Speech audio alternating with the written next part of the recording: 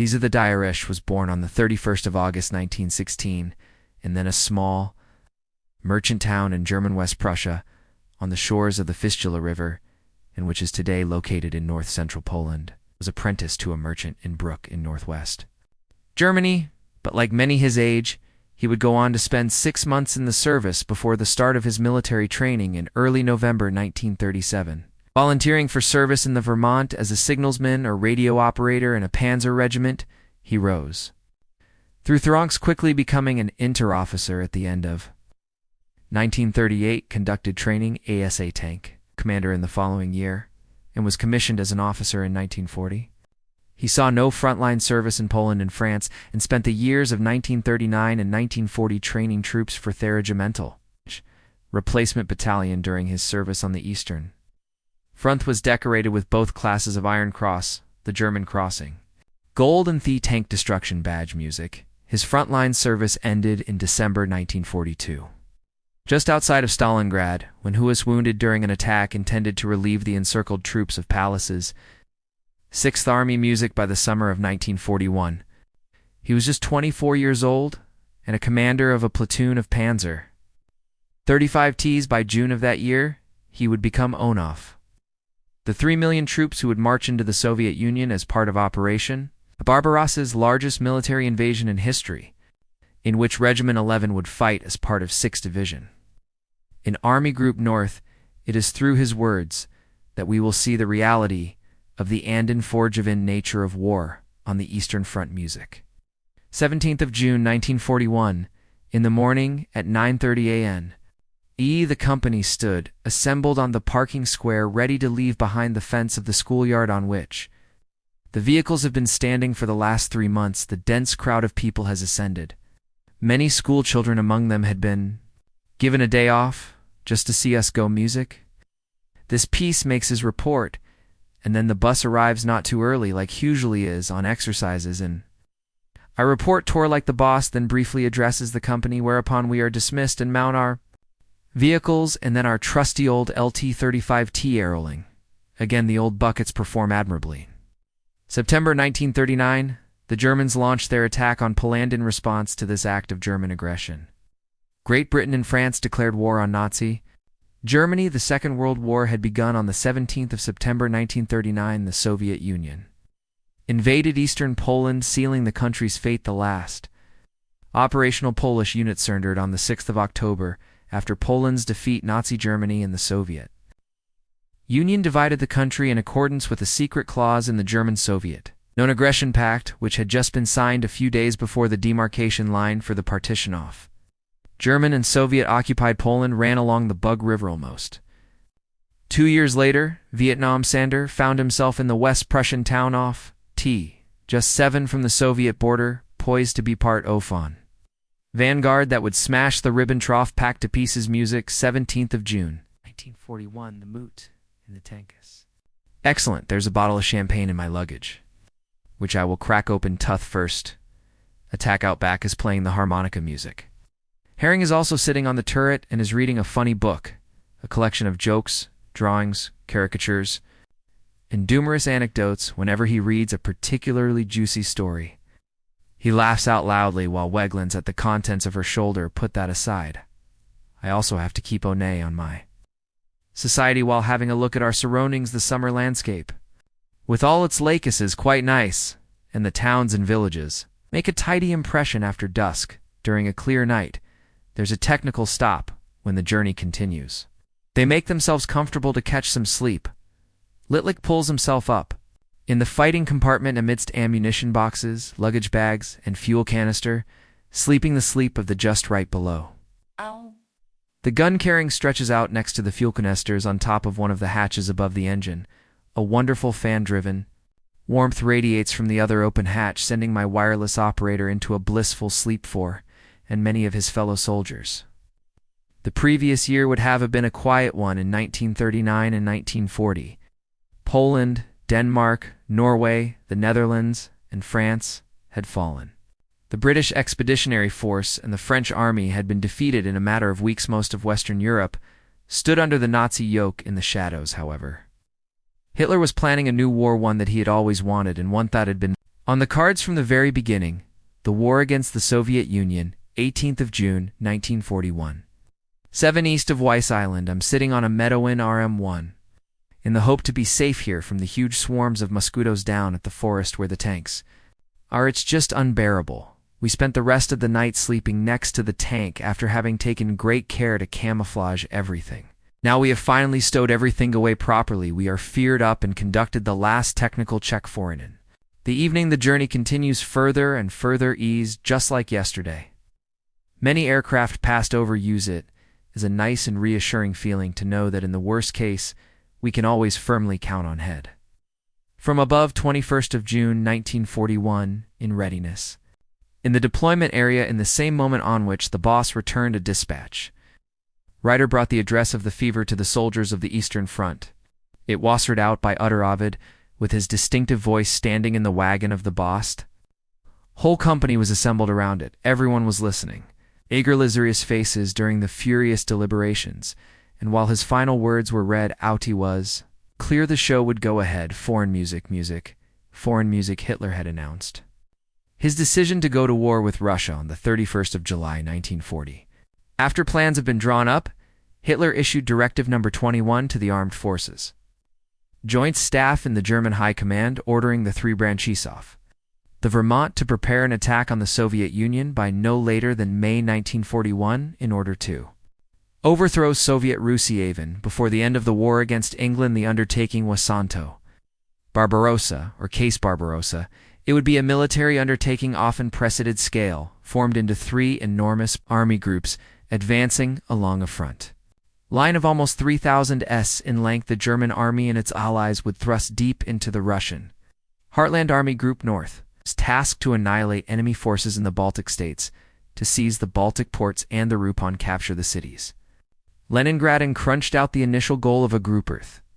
Strongest and most powerful of the 3 was the capture of Smolensk, while Group South would attack the Russian southwest and southern front via Slovakia, Hungary, and at its strategic goals were the advance to the conquest of Kiev, and following that, an advance into the Spasinas. In previous successful invasions, the key would be speed and aggression, while the tip of the spear would again be formed by the panzer divisions, which would smash through the Russian lines before beginning to chew through hundreds of kilometers of enemy territory. In command of a platoon of one of those transit formations was Lloyd and Friedrich Wilhelmsen der Music. The Baltic Offensive Operation, 22nd of June, 1941. Wake-up call at 2:30. It is ass cold, and we have been molested by midges, but never mind, it's a Sunday, and today it's showtime. 250 fire up and forward. March locked on China and his platoon in front, then the boss and the heavy platoon and myself. New boy, and this rabbit at the rear. As soon as we leave the forest, hell breaks loose. Can't see anything at all, but I can hear that some of our guys open up eventually.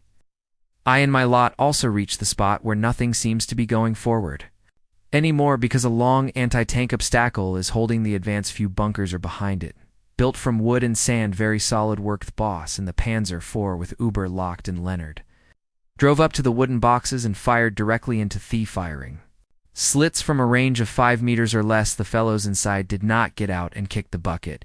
Instead, they were Mongolians' army group. North was allocated 20 infantry divisions, 3 panzer divisions, and 3 motorized infantry divisions. They were organized into 2 infantry armies, 16 and 18.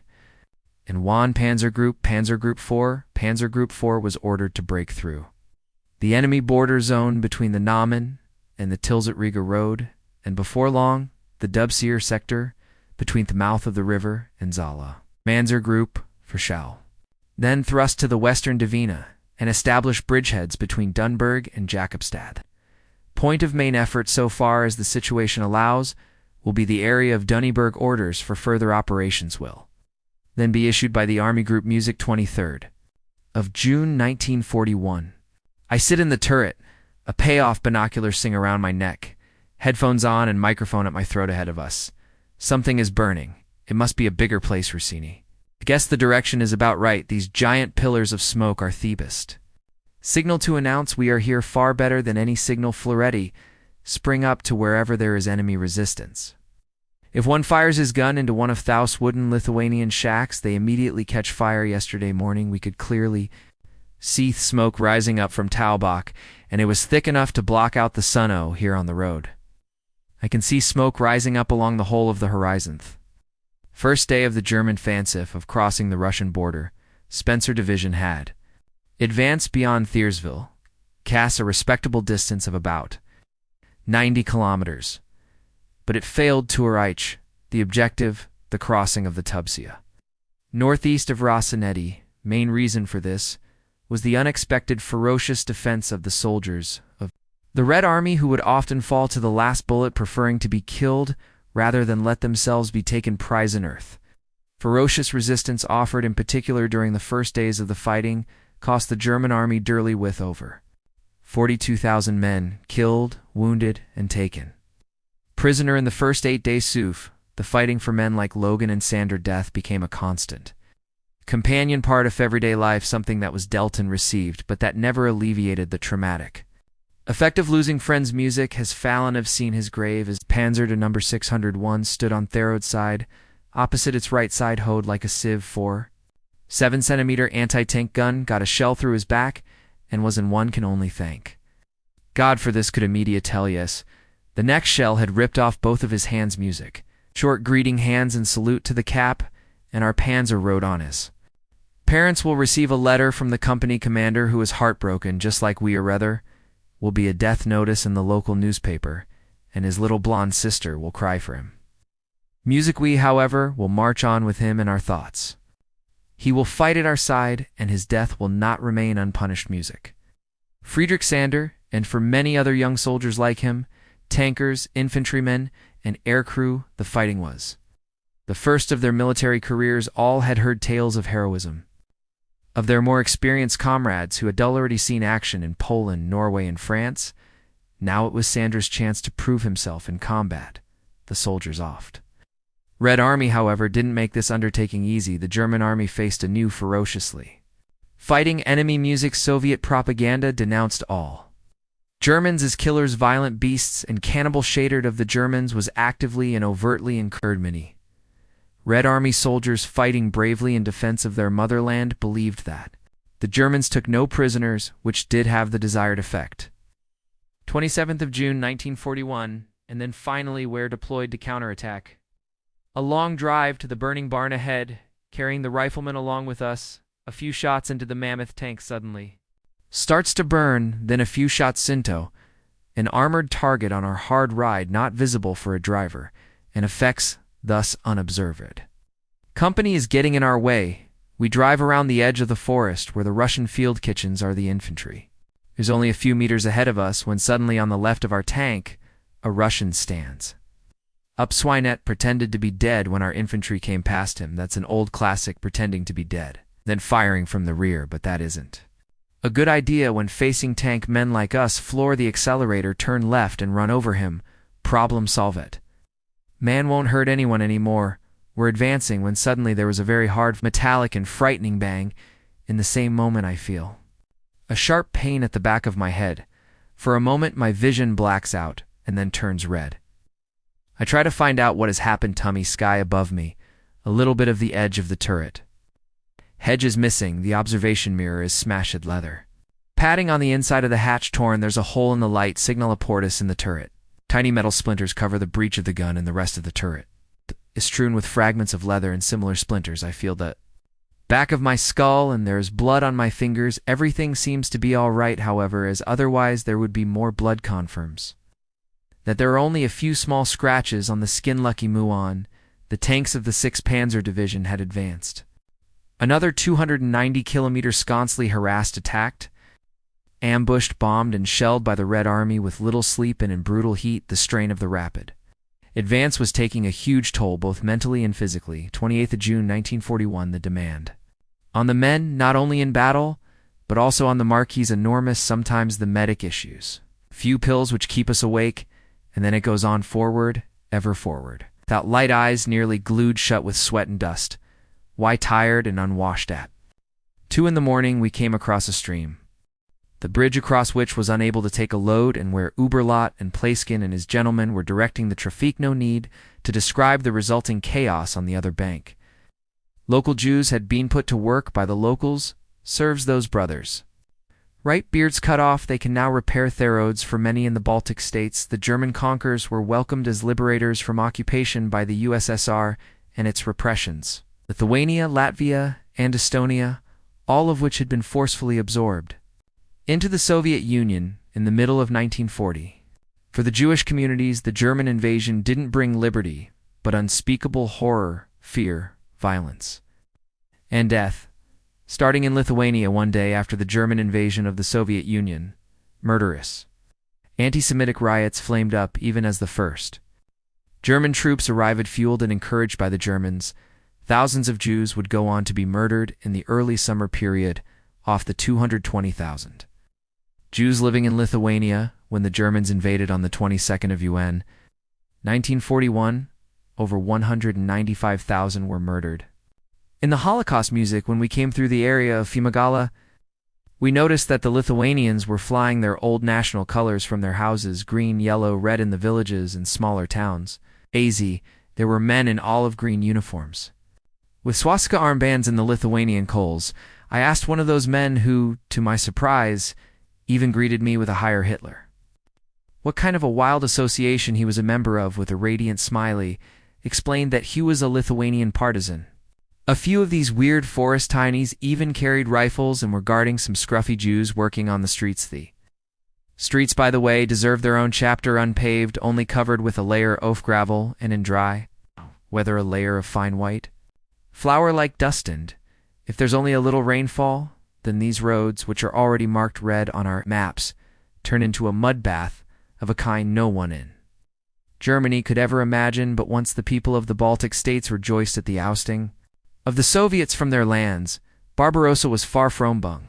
A normal invasion territories within the Soviet Union were crucial to Nazi plans to acquire Lebensraum, living space for German and Aryan people with continental Western Europe firmly under German control. Hitler's ultimate aim in the war against the Soviet Union was to make full economic use out of the newly won territories in the East. To achieve this goal, supposedly inferior races, Slavs and Jews who lived there, had to be removed, and ethnic Germans settled in their place for Friedrich Wilhelms Ander, who would apply to join the SS in 1936, and he was a firm believer in National Socialist ideas. The war against Russia was a noble crusade against communism, one that would not just benefit him, but also Europe and the rest of the world. Every soldier on our side knows what the great objective of all of this is, not only that they have all grasped the deeper sense of it. They're just look at it all, that rich soil, and they are acres and acres of it, but it's also badly cultivated. These people here are incapable of cultivating the land, then they have no claim on it.